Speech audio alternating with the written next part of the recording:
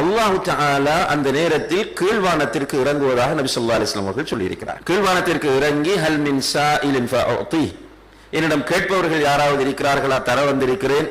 என்னிடம் பாவ மன்னிப்பு கேட்டு யாராவது வந்திருக்கிறார்களா, அவர்களுக்கு பாவ மன்னிப்பு வழங்க வந்திருக்கிறேன் என்று அல்லாஹு தஆலா சொல்லுகிற நேரம் தான் இரவின் 3வது. அப்ப நீங்க இரவு 3 பகுதியை டிவைட் பண்ணலாம். உதாரணமா இரவு 12 மணியை கொண்டது என்று சொன்னால் 8 மணித்தியாலம் மகரிப் தொழுகையிலிருந்து 8 மணித்தியாலம் போனதுக்கு பிறகு 3வது பகுதி ஸ்டார்ட் ஆகும். ஒருவர் தொழுது விட்டு தூங்கக்கூடாது என்கிற சட்டமும் இல்லை, தூங்கித்தான் தொழ வேண்டும் என்கிற சட்டமும் இல்லை. சிலர் தவறா புரிஞ்சிருக்கிறாங்க என்றால் இரவு தொழுகையை 3வது பகுதியில் தொழணும் என்றால் தூங்கி எழும்பித்தான் தொழணும் நினைப்பாங்க. அப்படி எல்லாம் ஸல்லல்லாஹு அலைஹி வஸல்லம் அவர்கள் இந்த கண்டிஷன் நமக்கு போடல. இப்ப நீங்க சில நேரங்களில் பயணம் போறீங்க, வீட்டுக்கு வந்து சேரும் போது 4 மணி 5 மணிக்கு தான் பாங்கு சொல்ல போகுது.